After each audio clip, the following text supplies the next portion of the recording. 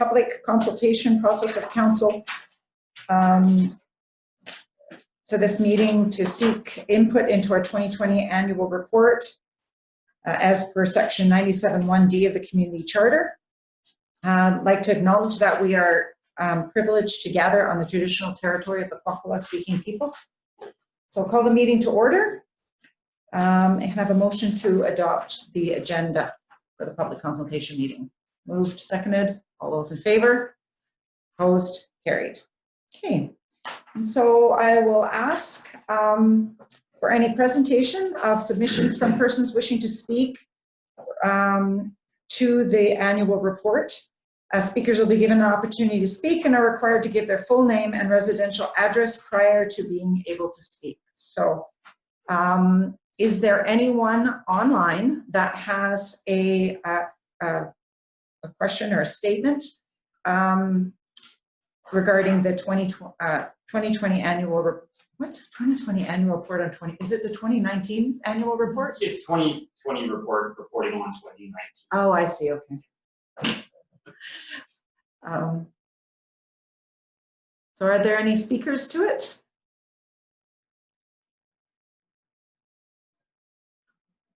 So I'll call again for a second time for any further submissions to the report. And there's nothing popping up there? No? Nope. And I'll call for a third and final time for submissions on the 2020 annual report on 2019. And seeing none, I declare the public consultation process closed. And can I have a motion, please, to adjourn this particular portion of the meeting? So moved and seconded by Ryan. All those in favor? Opposed? Carried.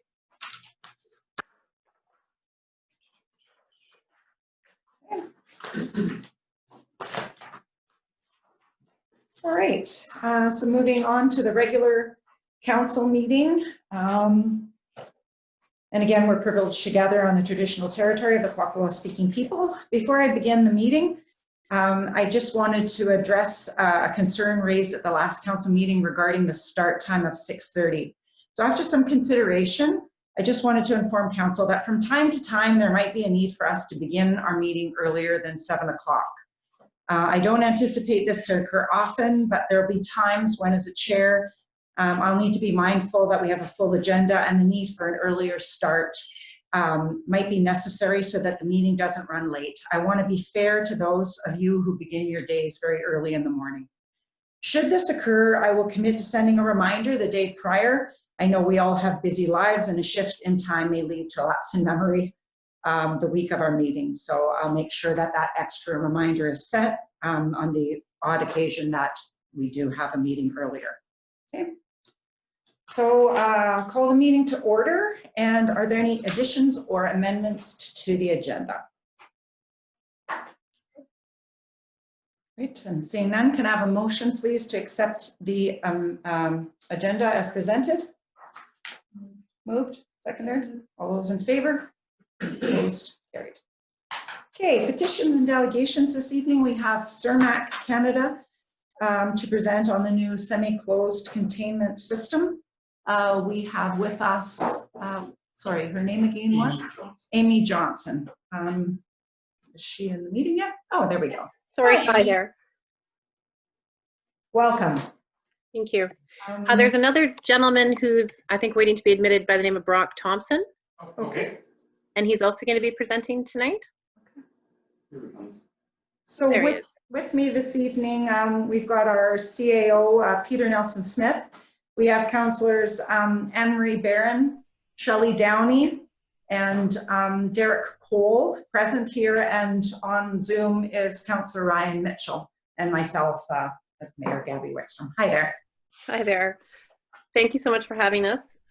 We just have a quick presentation. It's just myself. Again, I'm Amy Johnson, the Communications and Engagement Manager for CERMAC Canada. I'll be brief and I'll hand it over to our Innovation Director, Brock Thompson, who's going to be talking about our new semi-closed containment system. We have a short presentation to run through. Do you prefer if I share the screen? Sure, I'll figure out how to do that. No, I can do it from my end. I can share the screen and, oh no, it's disabled. Oh, no. Oh, you have to enable it. Uh-oh. Uh-oh. I will find it.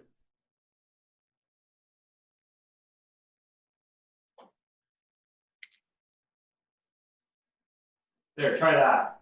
Okay, I'll give it a go. Yeah, there we go. Okay, fantastic. There we go. Okay. So let me know if you can see a presentation. Yeah. Perfect. Just start there we go. So I'll just give a quick overview of who we are. So we're Cermak Canada. We are the second largest salmon farmers in Canada, and we have our operations on the east and west coast of Vancouver Island. We have, in your community of Port McNeill, we have a warehouse and a couple of employees. We do have some employees that are also based there who work in the Broughton Archipelago system that we have.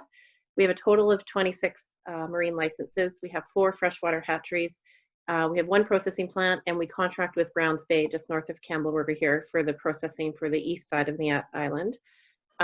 Depending on our harvest schedule, we have about 250 to 300 employees. Using our 2018 figures as the latest we have, unfortunately, but we spend about $625 million locally every year with suppliers, contractors, so everything from, you know, systems for our farm down to catering and office supplies. We also have a community sponsorship and donation program that we spend about $250,000 annually in communities where we live and operate. And we farm about 22,000 metric tons of fish every year. So with that sort of quick overview, I'm going to hand it on over to Brock, who'll talk more about our new semi-closed containment system, which we're quite excited about. Okay, thanks, Amy. Thanks, everybody. Yeah, no, I am pretty excited to be able to talk to everybody today about a new little adventure that we're about to embark on with the installation of a semi-closed containment system in our Tofino area. So for those that have never seen one, what you see in front of you is a semi-closed cage, much like the one that we're going to be installing in our Tofino region. It's very similar to a circular aquaculture pen, as you can see in the background. Just has a few more bells and whistles that accompany it to add to the closed nature of the system. So maybe if we can go to the next one.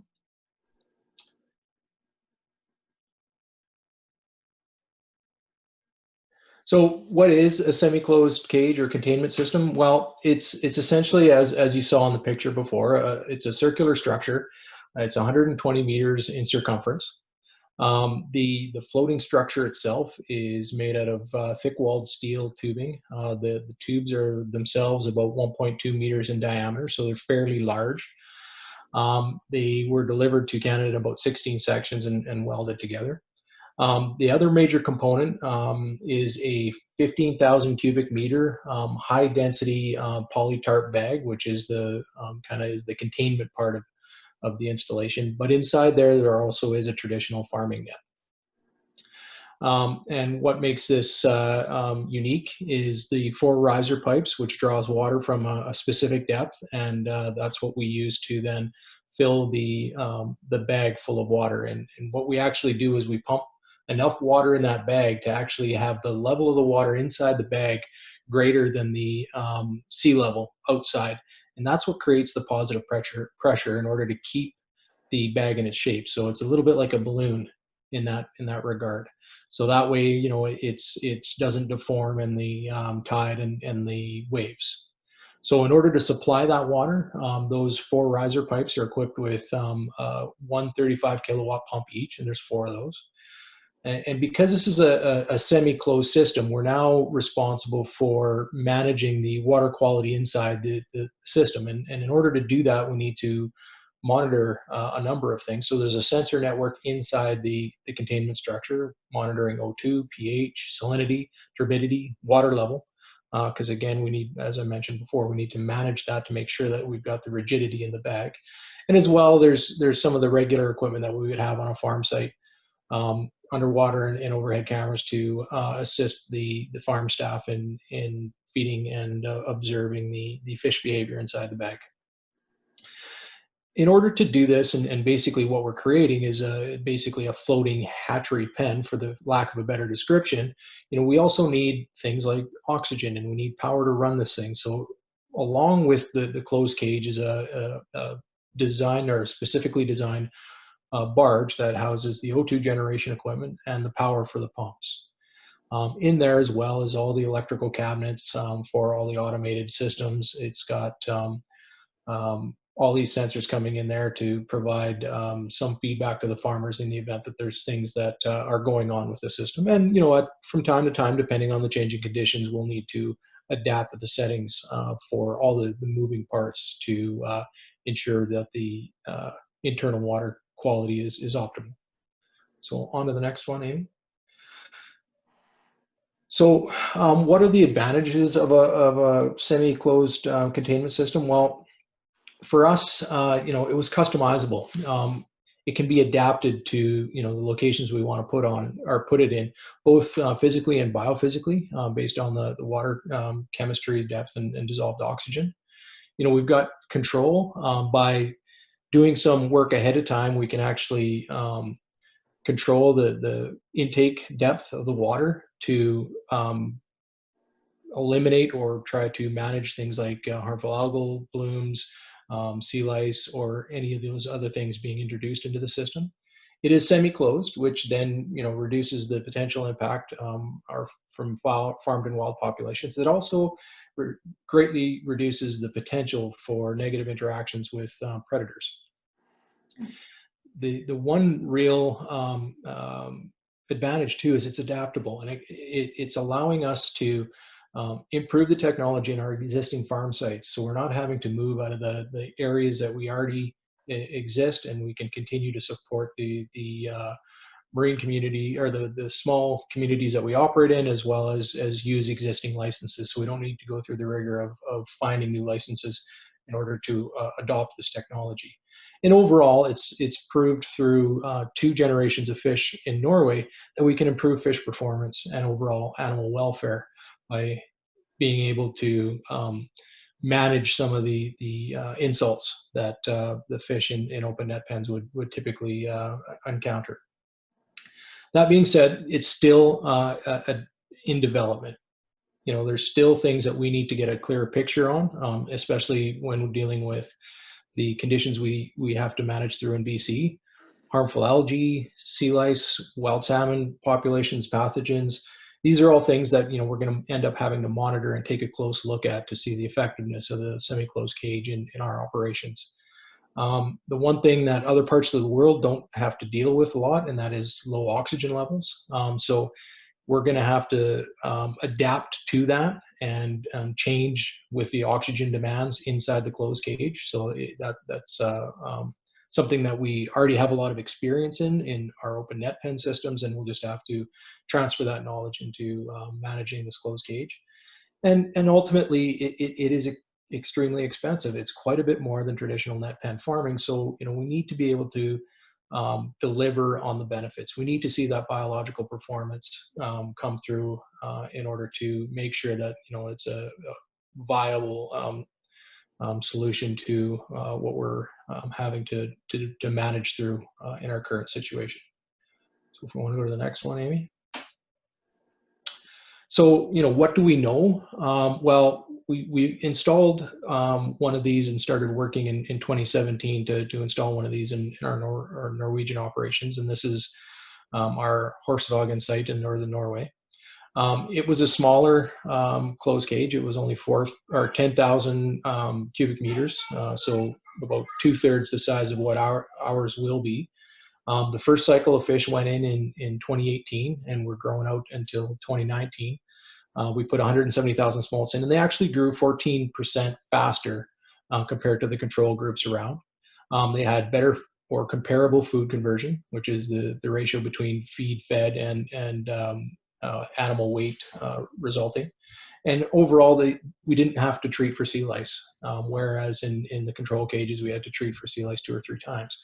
And we actually had a partnership with a local research firm looking at the animal welfare characteristics, and we actually had quantifiable evidence that the animal welfare inside the closed cage was as good or better than the control cages. And we were able to, in 2019 and 2020, the fish have just been moved out of that closed cage. We were able to replicate the same results. So not only do we see it the first time, but we were able to replicate the same results in a second stage or a second group of fish. So very positive, and we actually put more fish in to test the rigor of the system. So Amy, the next one. So, you know, where are we at? Well, we started quite a while ago on this whole project. So back in 2016, 2017, we started planning, looking at this. You know, this was something that, you know, we looked at globally as a way of being able to improve the rearing environment for the fish.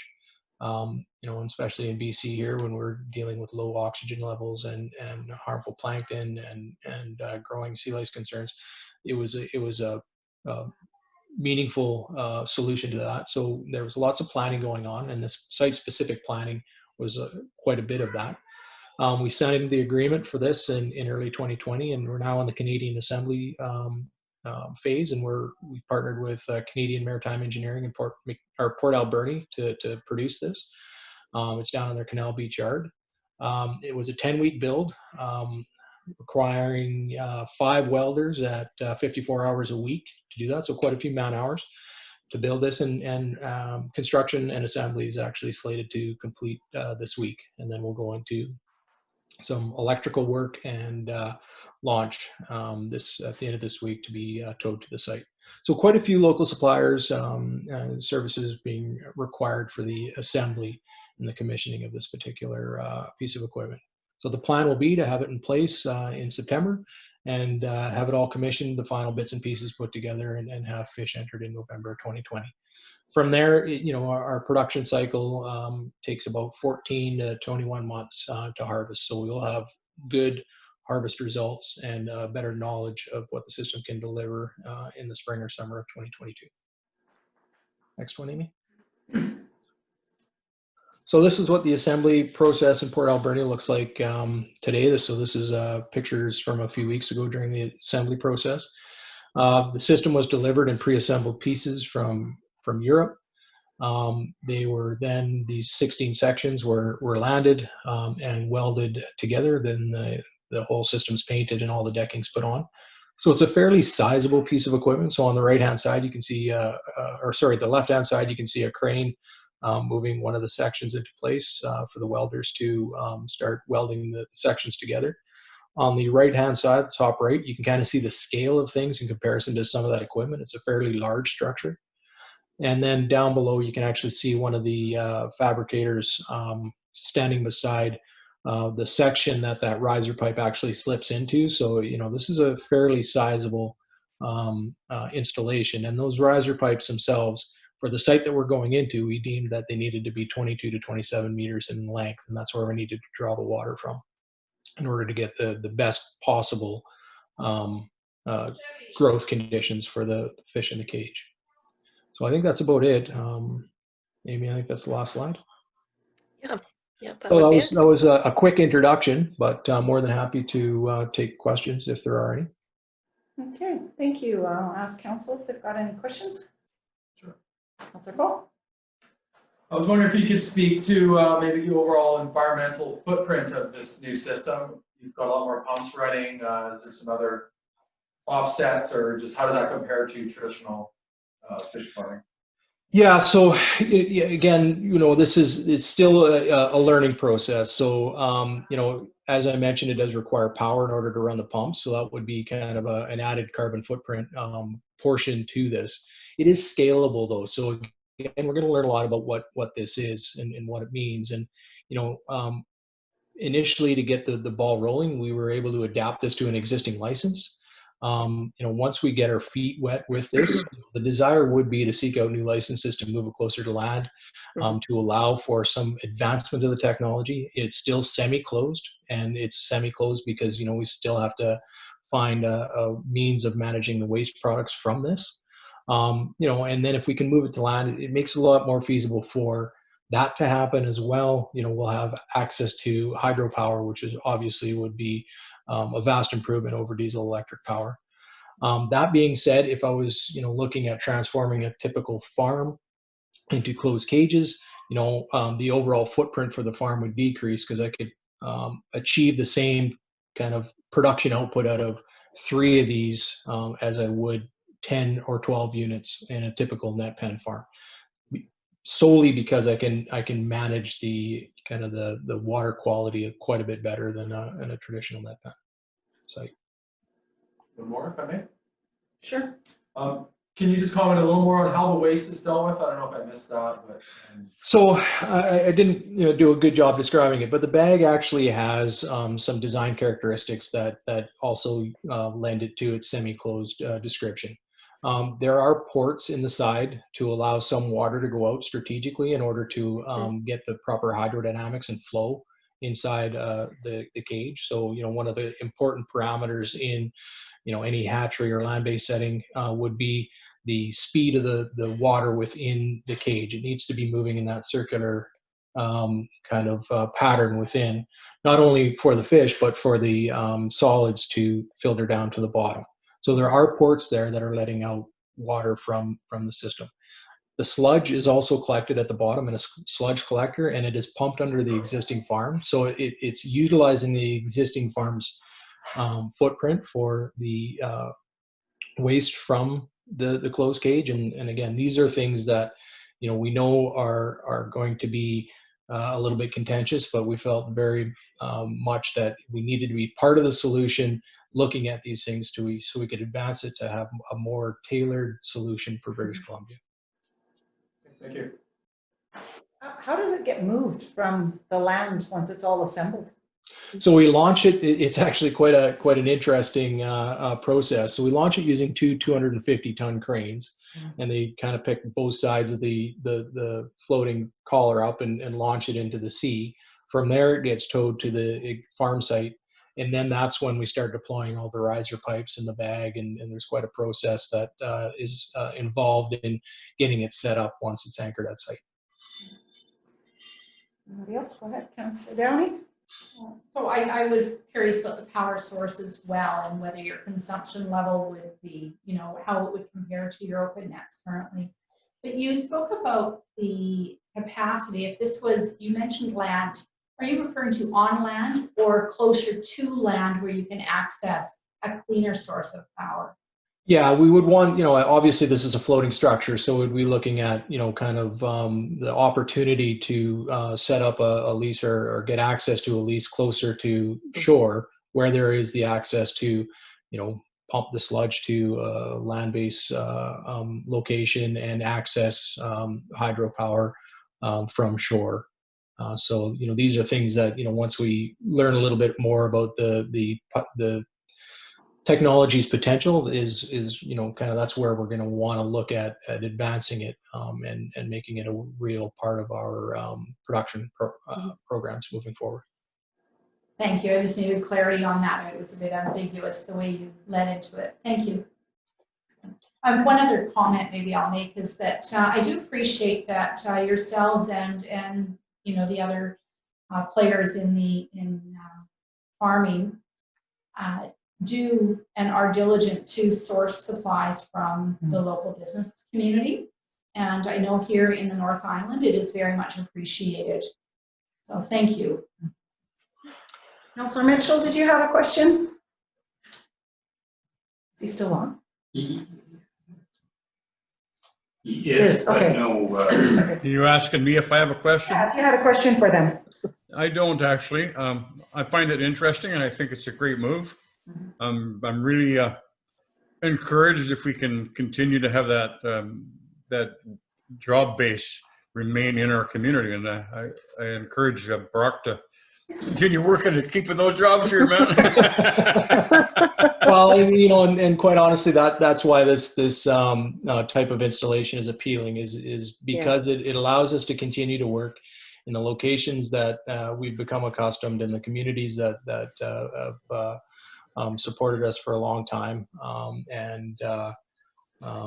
it's a transformation that I know doesn't hit all the check boxes, but it sure does hit a lot of them when it comes to addressing some of the concern around wild and farmed interactions. And would you say this is a first generation of that style for this end of the island? It would be the first real commercial installation for BC for sure. It is far superior to even the one that we have in Norway. Like I said, ours is going to be 30% larger. It's got more site-tailored solutions like the intake and some of the other nuances that are important to us as farmers in British Columbia with regards to the potential for incidental catch entering the system, predator interactions. All these types of things are all topics of the conversation when designing this kind of BC specific installation. Right. If there's no further questions, I'd just like to say thank you very much for coming this evening and filling us in. That was very interesting, and do appreciate you taking the time. Thank you. Thank you. Thank you for having us. Thank you very Appreciate much. Thanks, Brock. Bye. Okay. Can I have, first of all, ask, are there any amendments to the minutes dated July 28th, 2020? And if there are none, can I have a motion, please, to adopt the minutes? Moved, seconded. All those in favor? Opposed, carried. Okay. Correspondence 5A, letter from the District of Port Hardy requesting a letter of support for the town of Port Hardy pool renovation project. As council is aware, they've not been successful for a new pool, and so now they'll be applying for a grant for the renovation of their existing pool. Pleasure, council. Be looking for a letter of support from the town. I'll make a motion, we provide a letter. Okay. Seconder to that motion. Any further discussion on it? Seeing none, all those in favor? Opposed, carried. Okay. Oh, darn it. Sorry. I forgot to add at the beginning, we've already adopted the agenda though. I'll bring it in under councillor, or on the council update, the letter for ICT. I forgot to add it. Sorry, 7A, 2020 annual report. Move for discussion. Second. Okay. So we had our public meeting. Is everybody okay with the report as it was written this year? Any changes you want to see made before we adopt it? I'd like to see it somehow get hands of the public more measures. It's an awesome report. I do like I'm to just look worried at that people aren't going to see all that hard work. But I'm not sure what steps could we take it. But yeah, I do want to say thanks for that, Derek, that I really like the look of the report. I find it is something that I want to crack open and actually take a look at. So thank you for yourself and staff for putting that all together. I know that I've shared it on social media. I would encourage all of council to do that. just suggest maybe like a concerted effort to send it to some of our local larger businesses, or just form it out. Is it possible to send it to all of our business license people, or just We could connect with the I chambers. already found, that a report like that could give confidence to business or investors. We're being really open and showing what we're doing, exactly how many people are employed. There's lots of good stuff I thought that needs to be shared. Could forward it to the chamber as well. And they could get it out to their membership. Any other suggestions on how we could get that out to the general public? Especially during this time right now. I was gonna say, it's the challenge. Yeah. Just so you know. Mhm. They choose to print. Is there any issue with social media putting it on? I don't think so, no, it's on. Once we approve it tonight, then Well, it was already, Yeah. the draft copy was available and shared, so yeah. Mhm. Okay, Gabby? yes, sorry, sorry the post was in the way, Yeah, Ryan, my that's- apologies. No, that's all right. Maybe you just want to look at the question and answers on the on the Zoom program, there's a question there that might want to be answered. You probably can't see it. It's on my So yeah, so Megan, to answer your questions, the only time that questions are allowed during the meeting is during the public consultation process. But after this meeting, we will have questions from the public. And if you have anything related to the annual plan, we can answer those questions at that time. I did notice she said she was shifting from. Yeah, so there was a question to Sir Matt, which I'll forward to Amy Johnson, and she can respond to Megan. I'll grab Megan's contact. Oh, okay. Okay. I thought it was related to the No. 2020 plan. Okay, great. Okay, so I trust you all had the opportunity to review the report. And do we need a motion then to adopt the report as presented then? I so move. Moved. Okay, seconded by Derek. Any further discussion on it? All those in favor? Opposed? Carried. Thank you, everybody.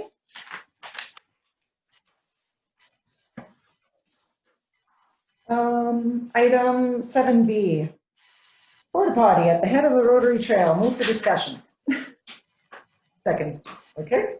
All right. So we've had a bit of a pilot project on this. Shelley, did you want to? I would like to motion that we extend this for 2 more months to October 25th, at the very least till September 25th, because the weather is still good and people are still actively on the trail. The numbers may diminish a little bit going through the winter. And so that's my first motion, is that we extend the porta potties on the trail to October 25th. Okay, seconded for that motion. Okay, so discussion on that. I have a question. Do we know?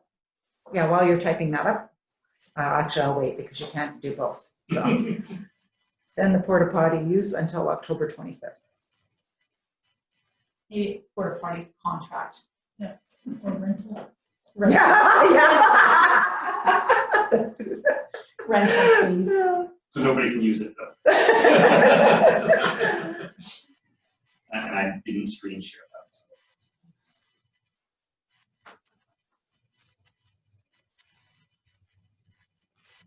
Okay. So two questions. I'll ask the first one and I'll ask it of we have a seconder for that, right? Yes. So Shelley, the reason for the 25th tourist season is usually finished by then. So the reason for the 25th? For our residents. Okay. Because the weather is still usually nice. I mean, we could reduce it down to September 25th if council so wishes, but generally people are still active on the trail. Okay. And the other thing is, do we know how much it's actually being used? Do we have any ideas so that it's not, how do I say this without getting too descriptive? It's not, yeah, like do they come once a week to pump it out, or is it when we call them? It's once a week. They also do the ones down at the Harbor Information Center. So I think he just has a schedule that goes and things out every day. Okay. Just to note, Thanksgiving is October 12th this year, so really that's only 2 weeks after Thanksgiving. Right. Councilor Cole. I've heard some discussion of people thinking it might be better out at the T. I don't know if we're considering that, or maybe something to consider for next year. And my idea there being maybe RD can share the expenses. It's not our land, it's a forest company. On the right of way of the highway, or We could look. yeah, there could be some issues there, certainly. You could play off the highway and use it. Maybe. Or Yeah, that's vandalism. all I've heard is, I think we should just keep an open mind to other locations or more around town. How much is it costing us? $349 a month. And also, I did inquire, there's no sewage lines around there to actually build proper. So if we keep it out for 4 months, it's $1,500 a year. Yeah. And then we got another one, so we're spending a lot of dough on porta potties. Okay. How many do we have? We have 3 right now because of issue with the toilets at the harbor. That's just for an emergency situation though. Yeah. Just a comment, as I made this a simple motion. I think that a follow-up could be that we discuss what a permanent solution could be, whether it is with sewage lines brought in or whether it's relocating to a location on the trail that would be, that could be better, but that I thought would be a separate discussion. And this was to, a trial just to see if it was used and what the public thought of it. So, yeah. All right, so seeing no further discussion, call the question. All those in favor? Opposed? Carried. Okay. And I think it would be appropriate just to follow up on Shelley's last comment. When we are going into budget, we can take a look at if we want to continue this as a rental or look at something more permanent. Okay, July 2020 checklisting for information. Receive for information. Okay. Seconder? Any questions on the checklisting? Okay. Seeing none, all those in favor of receipt? Opposed? Carried. All right. Under old business, item 9A, I've included the proposal for a waterfront community playground, playgroup project. So move for discussion, please. No, seconded? Okay. So we did have a group that came and on delegation. We don't have, we have a policy where we don't make a decision on that evening. So I put it back on the agenda to have a discussion as to how council feels about the idea and what you would like to do. So before I put my 2 cents in, I'll open it up for others to go ahead. Or would you like me to put my 2 cents in? Sure. Okay, so personally, I like the idea. I did some homework, which I brought with me. Roger Brooks mentions the item 77. He mentions it for being a gathering place. Our economic development strategy references creating a family-friendly gathering and activity space, playground, so on and so forth, as one of the things. I did find also the original proposal from the Rotary. Joanne Lacasse was the president at the time. That was in November 21st, 2011, where the original park idea came to us. At that time, Shelley and I were on council, Councillor Downey and I were on council, and there was a motion to approve the playground, and then something happened. And then on January 12th, 2014, we had another group that came forward and was looking at resurrecting the idea. So, and also at Catalyst meetings, we had OrcaFest, we had a booth. The waterfront just keeps coming up over and over again. And I know that the group is looking at meeting with members from the Harbor Committee, Farmers Market, and OrcaFest, which are 3 other users of the harbor as well. So yeah, just based on the fact that it's come time and time again, I would be in support of this. So, Council? Councilor Mitchell, sorry.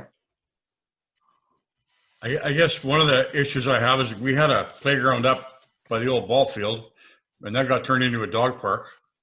So it obviously at some point somebody thought that was a great idea, and it was probably quite serviceable.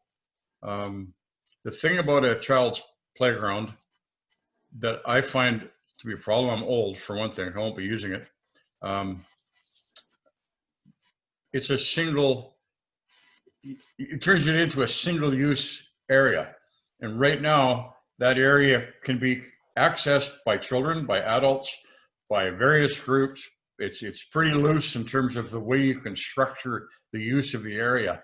And the minute you turn it into a dedicated playground, you lose the ability to use it for all those other purposes. And it isn't that big of a piece of real estate. And we do have a ballpark, and we do have a playground there that somebody decided to turn into a dog park, which I was never in favor of to begin with. A dog park with no fence around it in the middle of a playground next to a ballpark, to me, didn't make much sense. So we've got that, and we have other bits of land here and there that we can probably offer up for this purpose. I don't think that, I'm not in support of turning this piece of property into a single-use piece of property. I think there's a lot of people who like to use it that wouldn't be able to use it if we turned it into a playground. Of the type of project that I see. I'm not against the project. I think it's great. I'm just not convinced that that's the right location for it. Yeah, the playground by the ballpark, I think it's quite old, and I do believe there was a pool at that time. So I think the pool and the playground went hand in hand at that time. And this particular group does have a phased approach, and it's multi-generational. So it would. How does that work? Multi-generational playground. Well, I think that they have. If you read their, have you taken a look at their proposal? I did a couple of weeks ago when it came through. I did. I haven't looked at it this week. So they have idea for exercise equipment. They have idea for picnic areas. The playground, I think, is just one part of their scope of their different phases. Anyway, just, yeah. Thank you. Thanks for your input. Anyone else? Councilor Downey? Previously, when this came forward, there was a guest house, Western's Guest House was situated in that property, which has been removed. So the actual footprint that is available on the harbor front now is larger than in 2011 when this was brought forward. And I don't remember about 2014, but there is an amount, a generous amount of area there. I have visited a few playgrounds in the Lower Mainland because of my grandson living there at the time. And there are some spectacular things that can be done that are complementary to the area and are not what we typically see in a schoolyard or like what we have at Sunset and Chesapeake. Personally, that's not what I would like to see, that structure located down there. There are some others that are, whether it's a boat made out of logs or tree forts with logs and swings attached to it and climbing apparatuses. There's some very creative and very suitable to our region footprints or plans that are parks that are out there currently. So I'm in favor of this. My skepticism comes in as to what it looks like, I guess, because we are a forestry town, we're an ocean town, we're an outdoorsy kind of town. Erecting metal activity gym down at the waterfront doesn't lend itself really well for me when there are other options. So saying that, the price goes up, and I realize that. And so I'm wondering, I'd like the opportunity for the town and this group to work together and come up with a footprint and a plan that's complementary to meet the needs of our community and also to be a destination on our waterfront that people and children will want to use. So, and that could also lend itself to a budgetary item as well. So for those wondering how the process would go, what we would be doing would be having a motion for an agreement in principle so that the group could move ahead with their planning on the waterfront and that kind of thing. And so it wouldn't be, how it's been done in the past is agreement in principle. We work together. We all agree on where it should go and what it would look like. But that gives the group the ability to move forward because at this point, they wouldn't know what they were moving forward on if they even had permission. Councilor Cole? Sure, thank you. Mayor Wickstrom? Yeah, I'm concerned that I'm concerned with the siting as well. Like it's not, doesn't really say where it's gonna be in here, but we're assuming it's gonna be in front of the tourist and harbor office.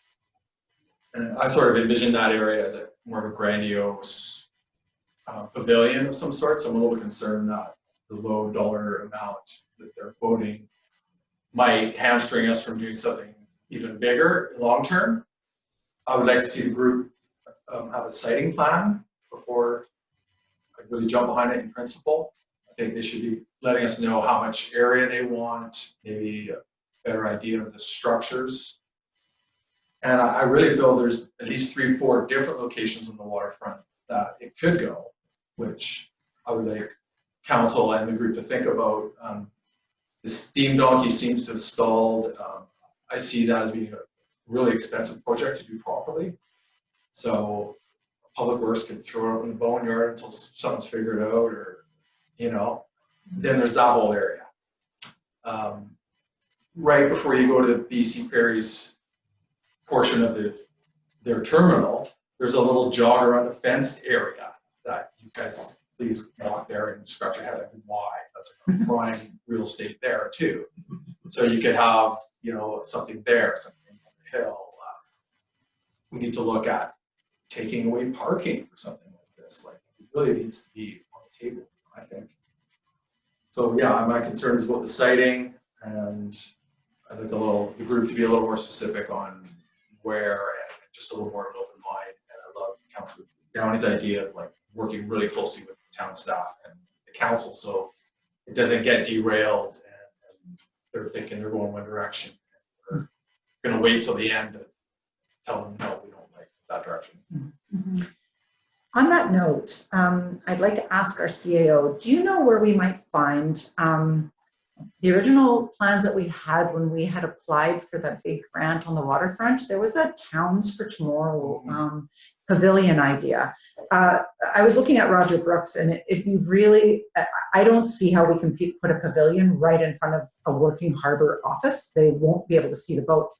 But it would be really great to have that pavilion just to show the concept. It was actually built a bit over the parking that exists where the retaining wall is and the recycling, or the oil recycling bin and that.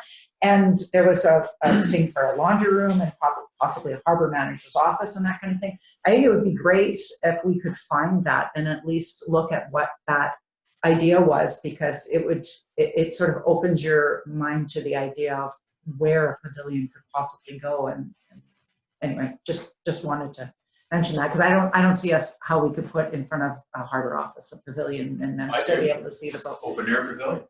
Yeah. The roof's up there, you know, great, you know, a couple of supporting posts. Yeah. Okay. There's got to be what year, all sorts of ideas. 2010. So 2010 was the Towns for Tomorrow grant. It had to do with the Olympics legacy.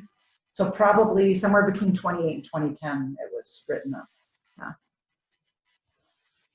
think it was 2008. 8? Yeah.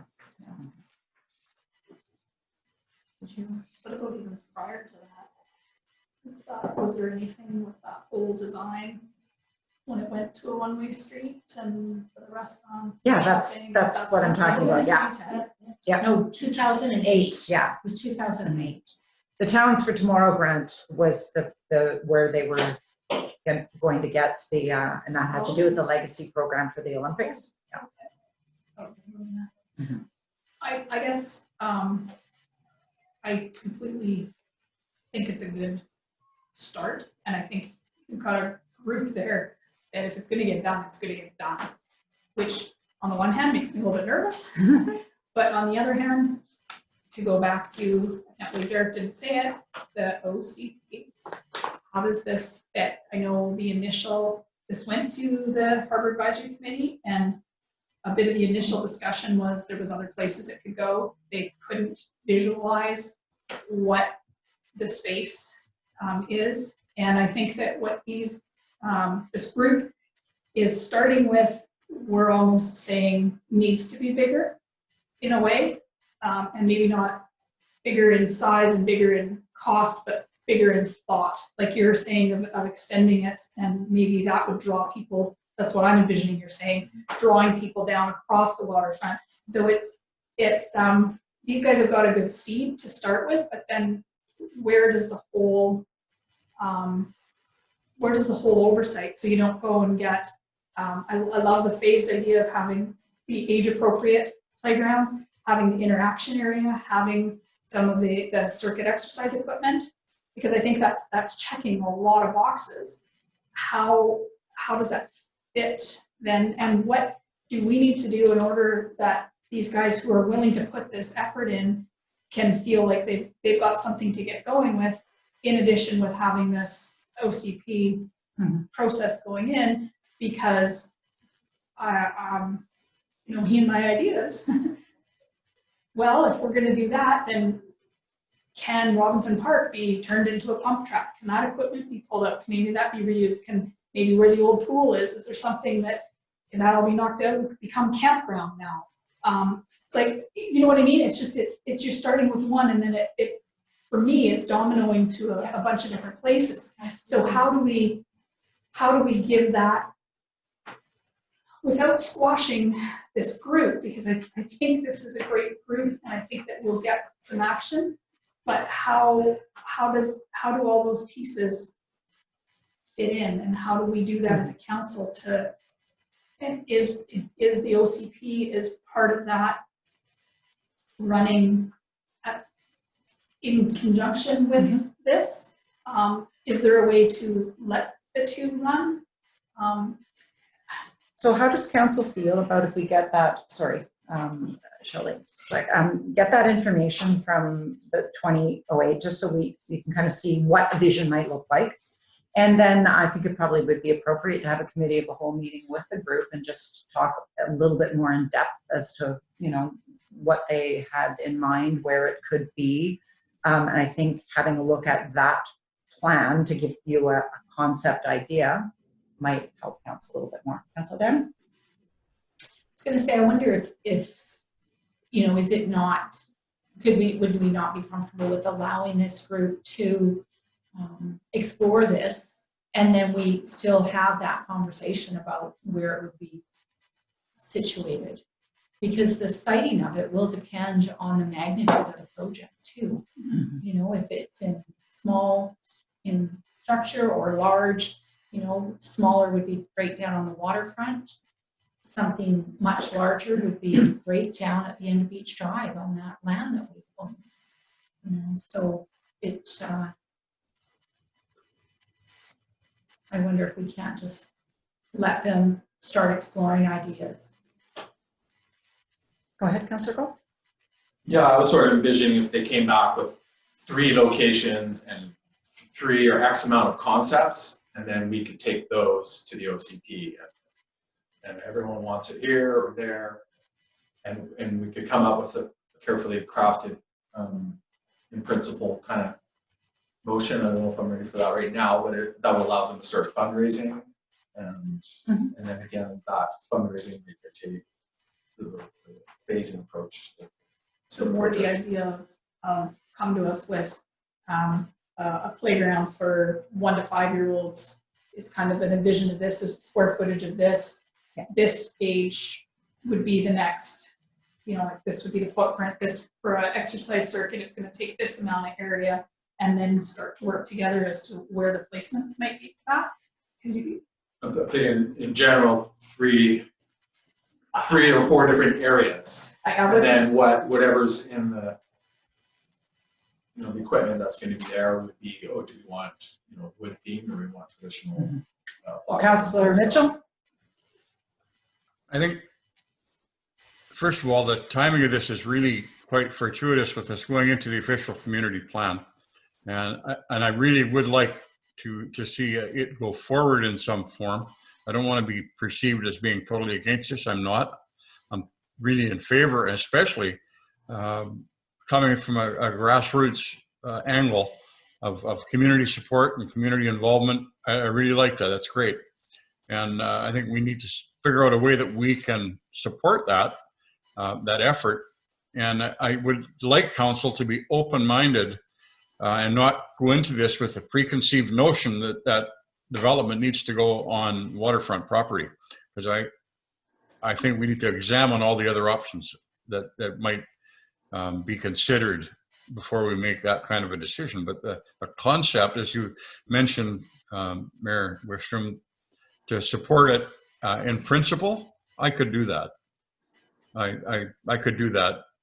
The principle of this is great. I'm just not convinced of the location, but otherwise, I think maybe we need a motion to say we support it in principle to explore it a little further. You willing to make that motion, or? I am. I, I would second that. just a moment, and we'll screen share.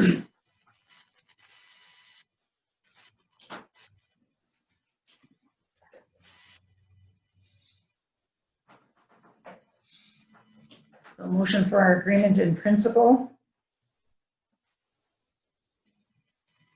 to support the community. So I've got some concerns about labeling it, 'cause this is all. Yeah, I know, but that's why I'm not going to say it like that. I'm just trying to craft that. So, sorry, support the project Why don't in you just get rid principle. of Waterfront and just say playground and community space. The Yeah. motion's on there. It says just, I think I would say concept, not project. Okay, sorry. Playground concept. Oh, but it's the community space part too.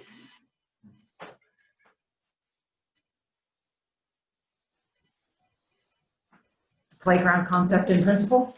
And community space. Sure, that's essentially what it is playground.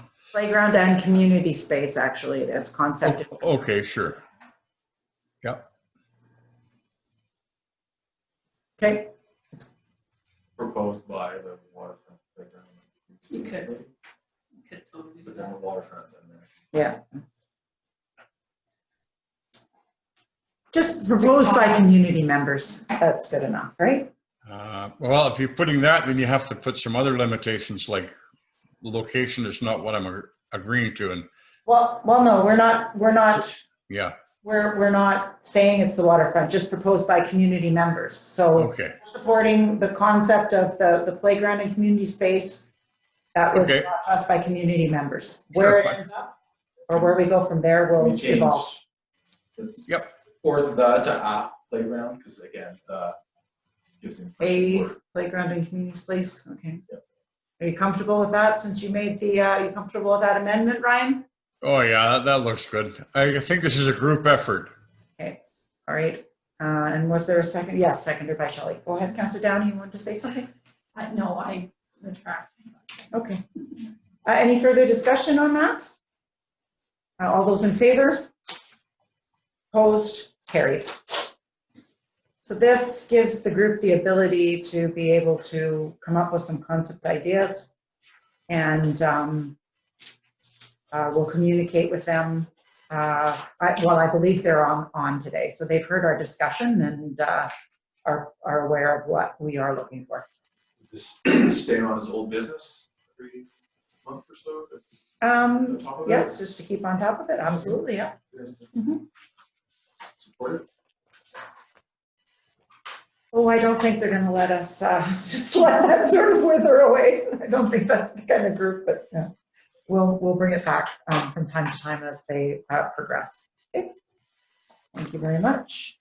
So under new business, council reports, because I did not remember to add this on the agenda, I would just like to bring forward, there was a letter from ICE-T regarding the pop-up Port McNeil project, Councillor Cole's idea, and under the Small Capital Restart Funding Program, and it was not approved.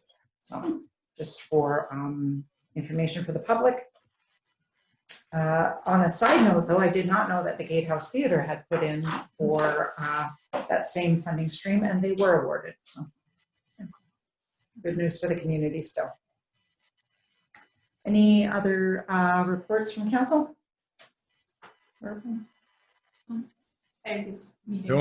I had one, I attended the meeting with the, wasn't the provincial health officer, but it was a health meeting in, Island Health? yeah, with Island Health. And it was a little bit hard to follow because I hadn't been to one before. However, that was about 3 weeks ago. Gabby was away, and I filled in there and just listened. And I guess what spoke to me was they were really clear that we were doing very well at that time. There was a few bumps in the numbers a little bit, but they really emphasized staying the course in order to maintain a level rate of infection of the COVID-19 virus. And as we've seen in the 3 weeks since then, the rate of infection has roared up, not horribly, but significantly in the province.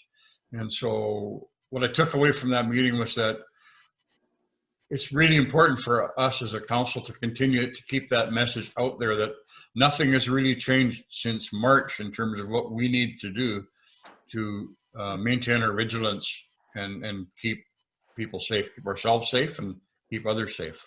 Yeah. And so we've still got another period of time to deal with this, and they were pretty clear on that in that meeting. And they were pretty proud of how far we've come in terms of getting things under control. And they were pretty clear on that too. Thank you. Thank you, Ryan. Anne-Marie, you were I mentioning? was just saying the Harbor Advisory Group has got 2 meetings this month instead of 1, and they're slowly taking the rates apart into pieces. Can I get you to speak a little bit louder, Anne-Marie? Thanks. Nobody ever tells me to be louder, right? Well, I'm telling you to be louder, girl. Harbor Advisory Group, we've had 2 meetings in the last little bit here. We're having a 3rd one in August. Slowly taking the rates apart, kind of methodically, with the intent of having something to council by the end of September for consideration for the rates for next year. Awesome. Right on. Anyone else? Okay. On to item 11, items from in camera to be made public. The only thing we have to bring from the last meeting was that we'll be looking to the hiring of some sort of an admin assistant position for the office. Item 12A, we'll have a motion to go in camera under section 91J for 2 items. And that is documents that would be prohibited from disclosure under section 21 of the Freedom of Information and Protection of Privacy Act. Questions first from the public, if there are any. Let's see a few. I think these were already all answered. You read them? You read them Yeah, aloud? any questions allowed during meetings? Yeah. So is this a project that we could team up with the town to do? Former Recreation Committee? I don't see any reason why not. I know one councillor who's been advocating for a recreation committee, so absolutely, Leanne. Yeah. She kind of brings up a point that they have a closed group, and it's such a big project, haven't really put it out there, or it's not. Yeah, and I think until we knew whether they knew whether we supported in principle, really, there. We are, again, we're going to the OCT, so. Yeah. Yeah. But we do need to have a recreation discussion one day, Okay. I think. Any other questions? And seeing none, any questions from the media? Bill?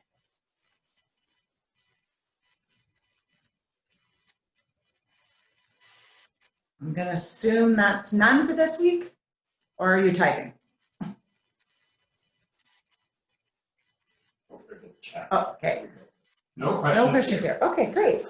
That's it for questions. Can I have a motion, please, to adjourn and go in camera?